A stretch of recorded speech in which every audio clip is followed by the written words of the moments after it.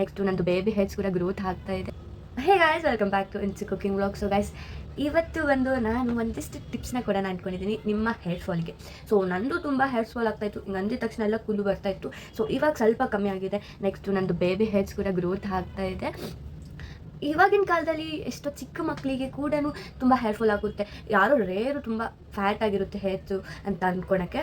So ನಂದು ಇದೇ ಥರ ಪರಿಸ್ಥಿತಿ ಇತ್ತು. ನಮ್ಮ ಮನೇಲೂ ಎಲ್ಲ ಕೂದಲು ಫುಲ್ಲು ತೆಲ್ಲು ಆಗಿಬಿಟ್ಟಿತ್ತು. ನೀವೇ ನೋಡ್ತಾ ಇರ್ಬೋದು, ನಂದು ಇವಾಗ ಸ್ವಲ್ಪ ಗ್ರೋತ್ ಆಗ್ತಾ ಇದೆ. ನಮ್ಮಮ್ಮ ಒಂದು ಹೆಲ್ತಿ ಉಂಡೆನ ಮಾಡಿದ್ದಾರೆ. ಸೊ ಹೇಗೆ ಮಾಡಿದೆ ಅಂತ ನೋಡೋಣ ಬನ್ನಿ. ಮೊದಲಿಗೆ ನಾನು ಒಂದು ಪ್ಯಾನಲ್ಲಿ ಫ್ಲಕ್ಸ್ ಸೀಡ್ ಹಾಕ್ತಾಯಿದ್ದೀನಿ. ನೆಕ್ಸ್ಟು ಸೂರ್ಯಕಾಂತಿ ಬೀಜ ಅಂದರೆ ಸನ್ಫ್ಲವರ್ ಸೀಡ್ಸ್. ನೆಕ್ಸ್ಟು ಪಂಪ್ಕಿನ್ ಸೀಡ್ಸ್ನ ಹಾಕ್ತಾಯಿದ್ದೀನಿ. ಅದಾದಮೇಲೆ ಬಾದಾಮ್ ಹಾಕ್ತಾಯಿದ್ದೀನಿ, ಎಳ್ಳನ್ನ ಹಾಕ್ತಾಯಿದ್ದೀನಿ, ಪೀನಟ್ ಶೇಂಗಾ ಬೀಜನ ಹಾಕ್ತಾಯಿದ್ದೀನಿ. ಆಮೇಲೆ ಚಿಯಾ ಸೀಡ್ಸ್ನ ಹಾಕಿ ಲೋ ಫ್ಲೇಮಲ್ಲಿ ಸ್ವಲ್ಪ ನೀಟಾಗಿ ಹುರ್ಕೊಳ್ಳೋಣ. ಇನ್ನೊಂದೇನೆಂದರೆ, ಇದು ನೀವು ಲೋ ಫ್ಲೇಮಲ್ಲೇ ಉರಿಬೇಕು, ಹೈ ಫ್ಲೇಮ್ ಮಾಡಬೇಡಿ. ಇನ್ನೊಂದು, ನೀವು ಇದನ್ನು ಸಪ್ರೇಟಾಗೂ ಹುರ್ಕೋಬೋದು, ಇಲ್ಲ ನಮ್ಮ ಥರ ನೀಟಾಗೆ ಲೋ ಫ್ಲೇಮಲ್ಲೇ ಹುರ್ಕೋಬೇಕು, ಹೈ ಫ್ಲೇಮ್ ಮಾಡಬೇಡಿ. ಸೊ ನೀವು ಇನ್ನೊಂದು ಸ್ವಲ್ಪ ಜಾಸ್ತಿ ಮಾಡ್ತೀರಾ ಅಂದರೆ ಸಪ್ರೇಟಾಗಿ ಸ್ವಲ್ಪ ಜಾಸ್ತಿ ಹಾಕ್ಕೊಳ್ಳಿ, ನೀಟಾಗಿ ಹುರ್ಕೊಳ್ಳಿ. ಇದಕ್ಕೆ ನಾವು ಕೈ ಬಿಡಬಾರ್ದು, ಕೈ ಆಡಿಸ್ತಾನೆ ಇರಬೇಕು. ಸೊ ಗೈಸ್, ನೀವು ಹೇರ್ ಗ್ರೋತಿಗೆ ಬೇರೆ ಬೇರೆ ರೆಸಿಪಿ ಅಥವಾ ಏರ್ ಆಯಿಲ್ ಎಲ್ಲ ಮಾಡ್ತಾಯಿರ್ತೀರ. ಸೊ ಯಾರಿಗೆ ಇಷ್ಟ ನಾನು ಮಾಡಬೇಕಂತ ಇದ್ದರೆ ನನಗೆ ಶೇರ್ ಮಾಡಿ, ಆ ವಿಡಿಯೋ ಡೆಫಿನೆಟ್ಲಿ ನಾನು ಮಾಡಿ ಹಾಕ್ತೀನಿ. ಹಾಗೆ ನಾನು ಕೂಡ ಟ್ರೈ ಮಾಡಿ ರಿಸಲ್ಟ್ ಹೆಂಗೆ ಬರುತ್ತೆ ಅಂತ ಟ್ರೈ ಮಾಡಿ ಹೇಳ್ತೀನಿ.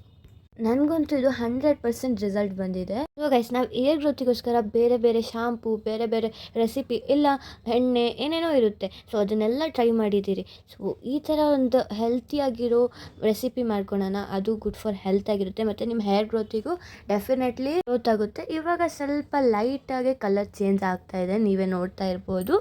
ಇದನ್ನು ನಾವು ಏನಿಲ್ಲ ಅಂದರೂ ಒಂದು 20 ಮಿನಿಟ್ಸ್ ಲೋ ಫ್ಲೇಮಲ್ಲಿ ನೀಟಾಗಿ ಫ್ರೈ ಮಾಡ್ಕೊಳ್ಳೋಣ.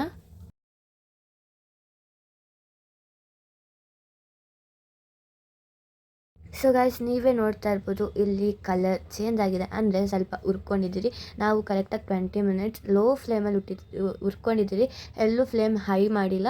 ನೀವು ಅಷ್ಟೇ ಏನಾರ ಈ ಥರ ರೆಸಿಪಿ ಮಾಡೋದಿದ್ರೆ ಲೋ ಫ್ಲೇಮಲ್ಲೇ ಹುರ್ಕೊಳ್ಳಿ.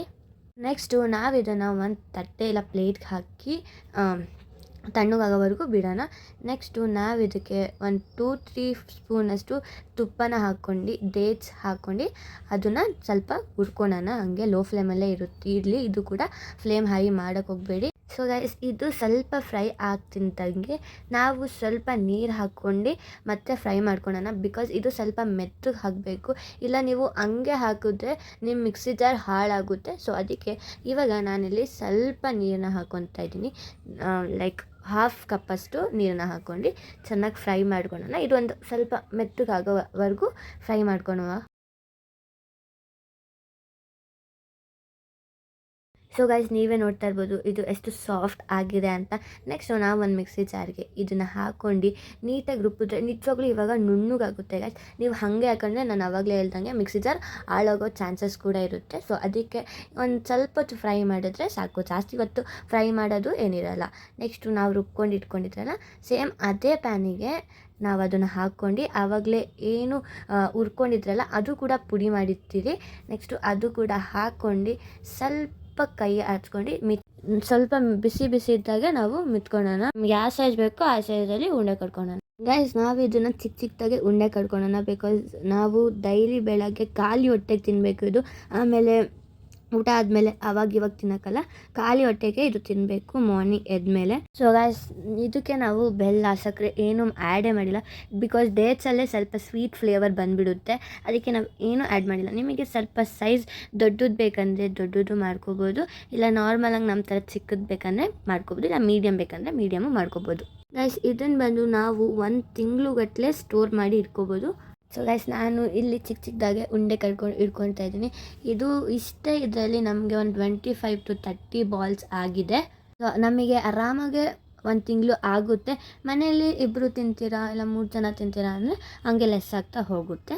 ಸೊ ಗೈಸ್, ನೀವೇ ನೋಡಿದ್ರಲ್ಲ, ಈ ವಿಡಿಯೋ ತುಂಬ ಹೆಲ್ತಿಯಾಗಿರುತ್ತೆ ನಿಮ್ಮ ಹೇರ್ ಗ್ರೋತಿಗೆ ಅಂತ ಹೇಳ್ತಿದ್ದೀನಿ.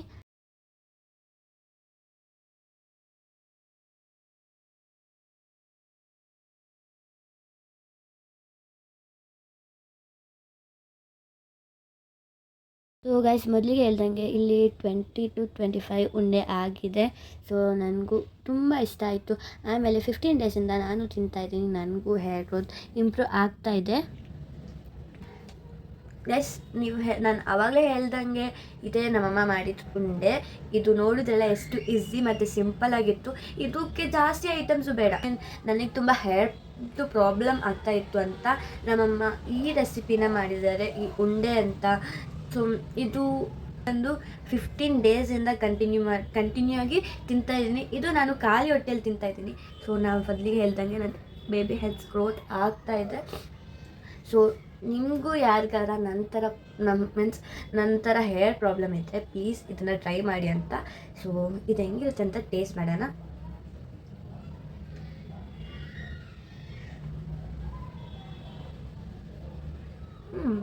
ಚೆನ್ನಾಗಿದೆ